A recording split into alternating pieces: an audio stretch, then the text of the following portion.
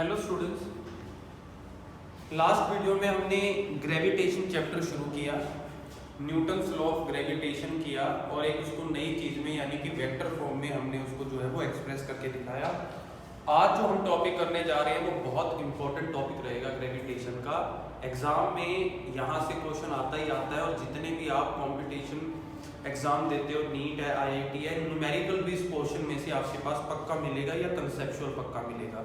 लेकिन before starting that important topic हमारे पास एक छोटा सा टॉपिक है, उसको हम डिस्कस कर लेते हैं। उसके बाद फिर मेन टॉपिक आज का जो है वो हम स्टार्ट करेंगे।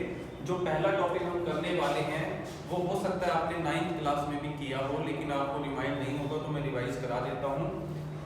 Relation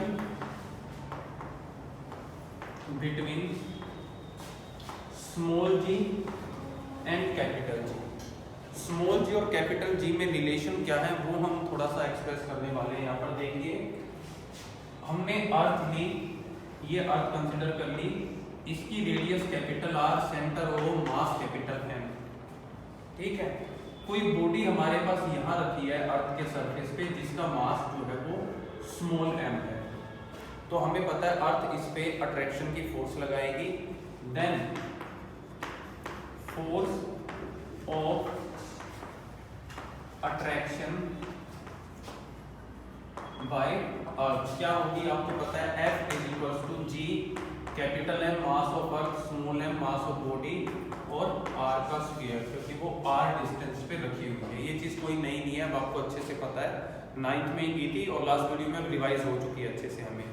now weight of the body toward centre of earth, तो आपको पता है जो वेट होता है उसको भी आप F लिख सकते हो और वो इक्वल होता है M इंटू जी के। ये है वेट बॉडी का। ध्यान से देखिए, अब ये भी फोर्स है, ये भी फोर्स है, ये फोर्स ऑफ अट्रैक्शन बाय अर्थ है। और मैंने जब वेट की डेफिनेशन कराई तो तब मैंने लिखा था वेट क्या है, ग्रेविटेशनल पुल एक्सर्टेड बाय अर्थ। तो ये भी वही फोर्स है जो अर्थ अपनी तरफ खींच रही है। तो दोनों फोर्सेस इक्वल हैं। अगर लेफ्ट हैंड साइड इक्वल है तो राइट हैंड साइड को कंपेयर कर देते हैं। mg capital G capital M small m by r का स्क्वायर, स्मॉल m से स्मॉल m कट जाता है और स्मॉल g की वैल्यू आ जाती है capital G capital M by r का स्क्वायर। ये रिलेशन है कैपिटल G और स्मॉल g के अंदर। स्मॉल g का फॉर्मूला हमारे पास ये आ गया। इस फॉर्मूले की हेल्प से आप अर्थ का मास निकाल सकते हो। कई बार पूछा जाएगा आपसे कि अर्थ का मास निकाल के दिखाइए। इस फॉर्मूले में ये है अर्थ का मास, तो अगर m निकालना चाहें तो m इक्वल हो जाएगा g r स्क्वायर अपॉन में कैपिटल G। वैल्यू पुट करते हैं, g की वैल्यू 9.8, अर्थ की रेडियस होती है 6400 किलोमीटर, 6400 किलोमीटर अर्थ की रेडियस है, लेकिन किलोमीटर है। आपको क्या लेना होता है, मीटर लेना होता है। मीटर में कन्वर्ट करेंगे तो 3 जीरो और लग जाएंगी, तो 3 जीरो हमने और लगा दी, इसका हो गया स्क्वायर। अपॉन में आ जाता है आपके पास g की वैल्यू कल ही हमने सॉल्व की थी लास्ट वीडियो में, 6.67 10⁻11। ये वैल्यूज है। जब आप इनको सॉल्व करोगे तो जो अर्थ के मास की वैल्यू आएगी वो होगी 6 × 10⁻24 किलोग्राम। तो अब दो वैल्यूज यहाँ पर इस आर्टिकल में आई, एक अर्थ का मास और दूसरा अर्थ की रेडियस 6400 किलोमीटर। दोनों आपको याद हो जानी चाहिए, क्योंकि इस चैप्टर में कई बार ऐसा होगा कि आपको ये दोनों वैल्यू अपनी तरफ से पुट करनी पड़ेगी। तो अर्थ की रेडियस जो है वो 6400 किलोमीटर होती है और अर्थ का मास होता है 6 × 10⁻24 किलोग्राम। ठीक है, तो ये वो टॉपिक था जिसे हम थोड़ा सा जो रिवाइज करना चाहते थे, क्योंकि ये फॉर्मूला 9th में भी है आपके पास, लेकिन हो सकता है ड्राइव ना किया हो, आप लोगों को सीधा बता दिया गया हो, तो मैंने इसको करके दिखा दिया। अब आपको ये ऑलरेडी रिवाइज होना चाहिए, इसको हम यूज करेंगे नेक्स्ट आर्टिकल्स में। अब शुरू करते हैं आज का मेन आर्टिकल। जो हमें करना है वो है कि जो स्मॉल g है जिसका रिलेशन हमने अभी कैपिटल G के साथ भी निकाला, और लास्ट वीडियो में जब हम स्मॉल g को डिस्कस कर रहे थे तो ये भी कह रहे थे कि स्मॉल g की वैल्यू जो है वो चेंज होती रहती है, वैल्यू फिक्स नहीं होती। तो आज हम वही टॉपिक करने वाले हैं कि स्मॉल g की वैल्यू किस किस फैक्टर से कैसे कैसे अफेक्ट होती है। किस फैक्टर से इंक्रीज होती है, किस फैक्टर से डिक्रीज होती है। तो आज का जो मेन टॉपिक रहेगा वो है variation of acceleration due to gravity. Small G के अंदर वेरिएशन क्या क्या आएगा। 4 तरीके के वेरिएशन हम करने वाले हैं इस टॉपिक में। एक अर्थ की शेप की वजह से, दूसरा हाइट की वजह से, तीसरा डेप्थ की वजह से, चौथा रोटेशन की वजह से। इस वीडियो में हम 3 इंक्लूड करेंगे, फर्स्ट 3 शेप, हाइट, डेप्थ। जो रोटेशन है वो हम नेक्स्ट वीडियो में करेंगे, वो थोड़ा लेंथी हो जाएगा हमारे लिए। तो पहला जो हम इफेक्ट नोटिस करने वाले हैं वो है effect of shape of earth. Earth की शेप का स्मॉल जी पे क्या इफेक्ट पड़ता है। हम सभी जानते हैं कि अर्थ जो है वो परफेक्ट स्फीयर नहीं है। अर्थ जो है वो परफेक्ट स्फीयर नहीं है, उसकी पोलर रेडियस जो है वो थोड़ी सी कम है इक्वेटर रेडियस से। Polar radius of earth is less than equators radius. कैसे? अर्थ कुछ इस शेप की है, अंडाकार जिसे आप बोलते हो, ओवल में। ये इक्वेटर है, ये पोलर है। तो ये पोल है, ये इक्वेटर हुआ आपके पास। तो ये जो सेंटर से डिस्टेंस हुआ ये तो रेडियस हुई इक्वेटर की, और ये जो डिस्टेंस हुआ ये रेडियस हुई पोल की। तो आप क्लियरली देख सकते हो कि इक्वेटर की रेडियस जो है वो थोड़ी सी ज्यादा है पोल की रेडियस से। पहले ये चीज क्लियर होनी चाहिए आपको। अब अगर आपको ये चीज क्लियर है तो हमने आज ही अभी फॉर्मूला किया है G is equal to capital G by M into R का स्क्वायर, यानी कि G इसके इनवर्सली प्रोपोर्शनल है आर स्क्वायर के। अगर डिस्टेंस बढ़ता है तो G की वैल्यू क्या हो जाएगी, कम हो जाएगी। डिस्टेंस कम होता है तो G की वैल्यू क्या हो जाएगी, बढ़ जाएगी। डिस्टेंस कम किसका है, पोल रेडियस का। इसका डिस्टेंस कम है तो यहाँ पर G की वैल्यू ज्यादा, इसका डिस्टेंस ज्यादा है तो यहाँ पर G की वैल्यू कम। तो हम क्या लिख सकते हैं, हेंस G की वैल्यू पोल पर ग्रेटर होगी G की वैल्यू इक्वेटर से। ये रिजल्ट आया हमारे पास फर्स्ट इफेक्ट का। अगर आप, अब क्वेश्चन कैसे पूछे जा सकते हैं, अगर आप अर्थ के पोल से इक्वेटर की तरफ जा रहे हैं तो G की वैल्यू पर क्या असर पड़ेगा। तो हमें पता है पोल पे ज्यादा है, इक्वेटर पे कम है। तो पोल से इक्वेटर की तरफ जा रहे हैं तो G की वैल्यू कम हो जाएगी, हेंस आपका वेट कम होना शुरू हो जाएगा। इक्वेटर से पोल की तरफ आ रहे हैं तो G की वैल्यू बढ़ जाएगी, हेंस आपका वेट बढ़ना शुरू हो जाएगा। ऐसे आपने हर चीज को रिलेट करके देख लेना है। तो ये फर्स्ट था हमारे पास। और अगर आपको कोई कहे कि दोनों में एग्जैक्ट डिफरेंस बता दो कि भाई यहाँ जो वैल्यू है वहाँ जो वैल्यू, उसमें एग्जैक्ट डिफरेंस कितना होता है, तो जो डिफरेंस होता है वो होता है 1.8 सेंटीमीटर पर सेकेंड स्क्वायर। ये है डिफरेंस दोनों का। डिफरेंस का मीनिंग किस में से किसको माइनस किया है, पोल में से माइनस किया है इक्वेटर की वैल्यू को, क्योंकि ज्यादा तो पोल ही थी। अगर दोनों को हम माइनस भी करके देखें कि एग्जैक्ट में डिफरेंस है कितना, तो ये डिफरेंस आता है वैल्यू में। कोई ज्यादा नहीं है लेकिन बहुत फर्क पड़ता है इसका भी हमारे पास। ठीक है, फर्स्ट इफेक्ट था। Now we are going to study the second effect, effect of height या फिर effect of altitude. Effect of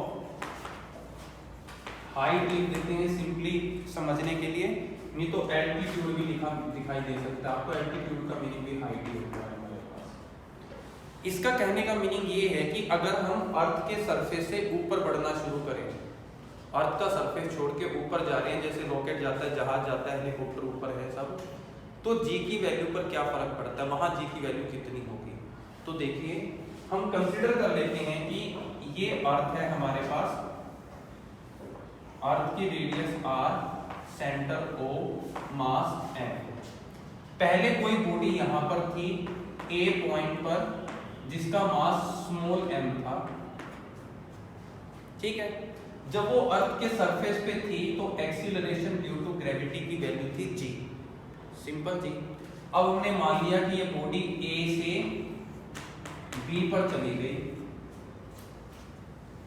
ठीक है, B पर चली गई तो इसने h हाइट कवर कर ली ऊपर, तो यहाँ जो वैल्यू है वो हमने g डैश मान ली, हमें नहीं पता कितनी है, पर g से कुछ अलग है, वो हम निकाल के दिखाएंगे कि कितनी है।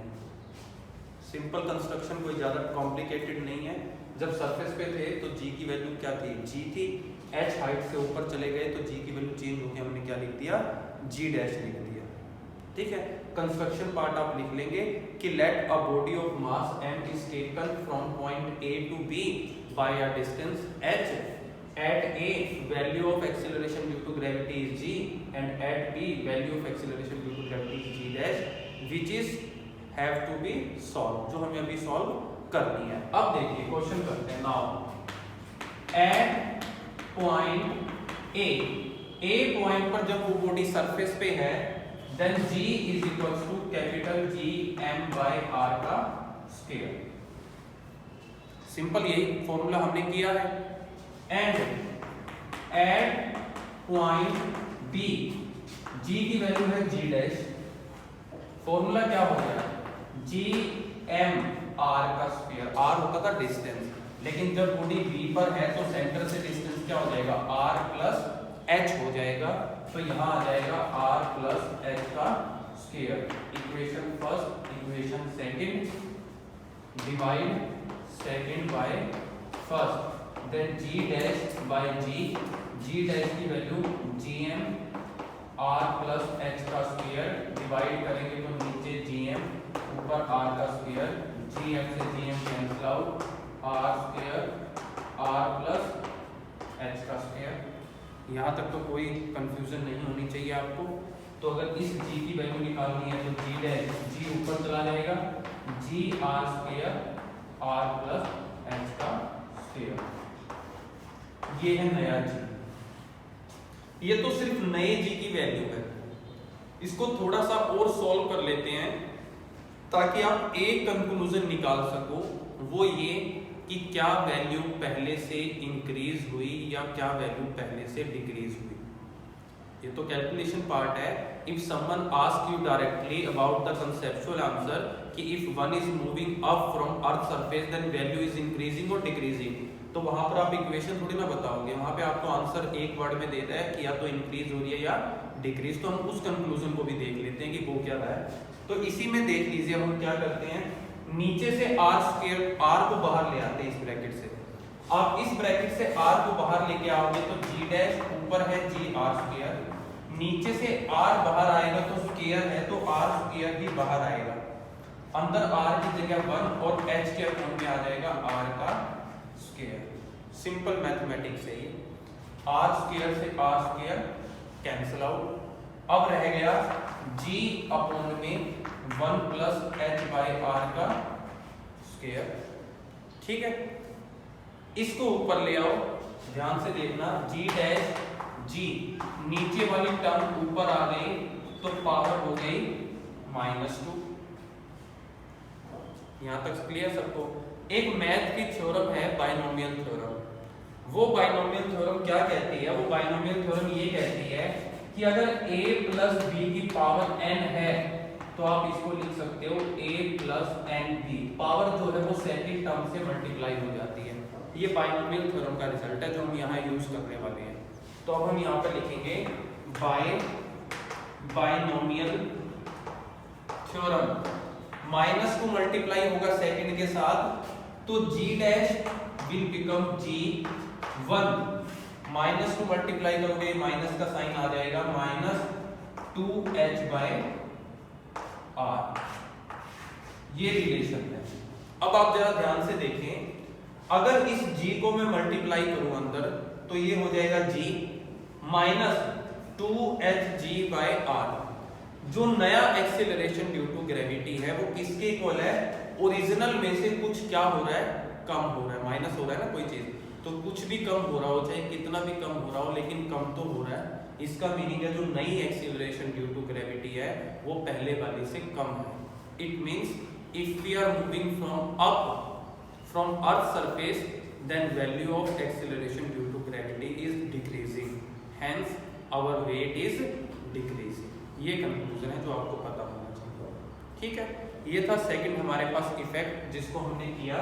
Now we are going to discuss third effect which is variation of depth. अब हम डेप्थ के अकॉर्डिंग देखेंगे कि डेप्थ में क्या होगा.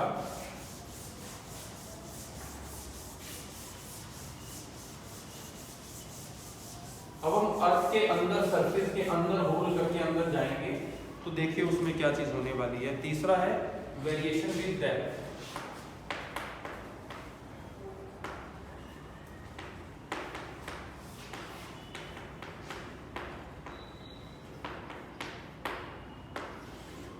कंस्ट्रक्शन पार्ट आप अपने आप करेंगे, मैं डिस्कस करके बता देता हूं कि हमने कंसीडर कर ली एक अर्थ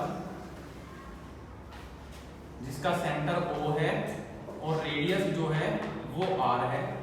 स्टार्टिंग में कोई बॉडी यहां पर थी A पोजीशन पर, तब एक्सीलरेशन ड्यू टू ग्रेविटी की वैल्यू G थी.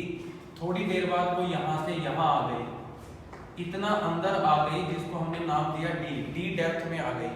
वो यहाँ आ गई तो मैंने एक सर्कल सा बना दिया आपको रिप्रेजेंट करने के लिए. अब वो बॉडी यहाँ पर है तो उसकी वैल्यू है G डैश. हमें नहीं पता G डैश कितना है अभी, और ये जो डिस्टेंस रह गया उसका वो क्या रह गया, R minus D. A point पर रेडियस है R, और ये जो पॉइंट B आ गया हमारे पास, जब वो अर्थ के अंदर आ गई तो B पॉइंट पर उसकी रेडियस रह गई R minus D. Simple construction है, कोई ज्यादा मुश्किल नहीं है. हम कहेंगे let a body of mass है taken from A to B inside the body and now the actual radius is R minus D. Clear? अब इसको करते हैं. देखिए अब पॉइंट A पर, at point A G is equals to capital G M by R का square. Simple पता है आपको. लेकिन फर्स्ट केस में यानी कि हाइट के केस में हम सरफेस से ऊपर थे, हम हवा में थे, but now we are in the earth, हम मटेरियल के अंदर है. तो हम यहाँ पर इसको सिंपल ये फॉर्मूला ना लेके मास को थोड़ा सा रिजॉल्व करते हैं वॉल्यूम और डेंसिटी के फॉर्म में, क्योंकि हम मटेरियल के अंदर जा रहे हैं. तो मास को हम लिख सकते हैं वॉल्यूम इनटू डेंसिटी. तो gm by r square, volume होगा अर्थ का स्फीयर, आप मान के चलते हो 4/3 पाई r क्यूब, और डेंसिटी क्या होगी, रो. मास की जगह मैंने वॉल्यूम इनटू डेंसिटी रख दिया. अब देखिए ध्यान से, इस r स्क्वायर से गया सिर्फ एक r रह जाएगा, दो में से तीन रहेंगे. तो फॉर्मूला क्या बना, फॉर्मूला बना आपके पास 4/3 pi capital G R rho. ये है नॉर्मल G की value at point A. Now at point B G dash क्या होगा, इसी फॉर्मूले को हम लेंगे, सिर्फ एक चीज चेंज होगी, सारी चीजें कांस्टेंट है बस. अब R की जगह क्या हो गया है, R माइनस D हो गया है. तो यहाँ हमने लिया 4/3 pi G R minus D into rho. Second first divide second by first, then G dash by G क्या है, 4/3 pi G R minus D into rho. इसको डिवाइड करना है G की वैल्यू से, 4/3 पाई G R रो. सारी चीजें cancel out हो रही है, 4/3 से 4/3, पाई से पाई, G से G, रो से रो. सिर्फ क्या बचा है, R minus D by R. Separate रख देते हैं दोनों के नीचे, R को इस R के अलग और D के अलग रख देते हैं. तो ये आ जाएगा 1 माइनस D बाई R.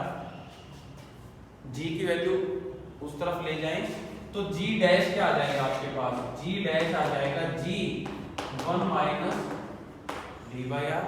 नीचे से G को इधर मल्टीप्लाई में ले गए तो G डैश आ गया G 1 minus D by R.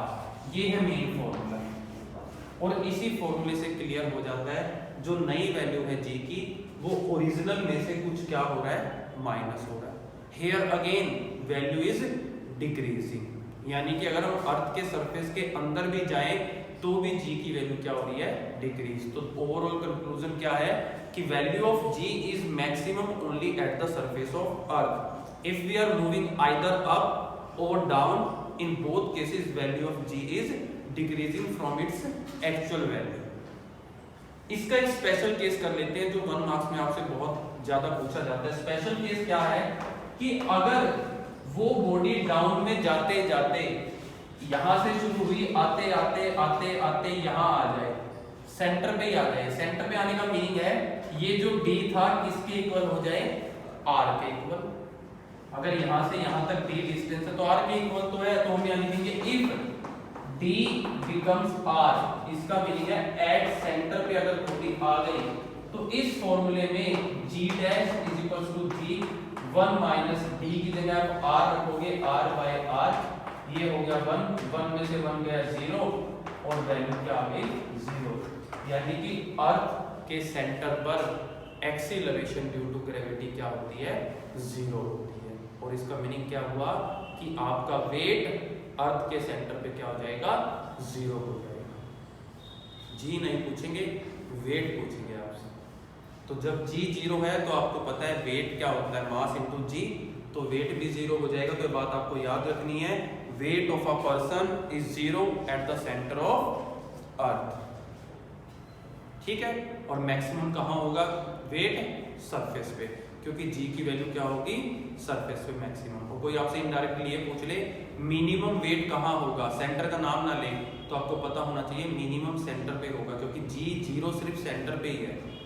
Up or down में डिक्रीजिंग है, बट 0 कहाँ है, वो सेंटर पे है। आगे बात समझ में। Then these are the 3 cases which we have discussed today, one with variation with height, depth and effect of shape of earth on the value of G. One part is left, variation with rotation. We are going to discuss that in another video. इसको revise कर लेना आपने अच्छे से।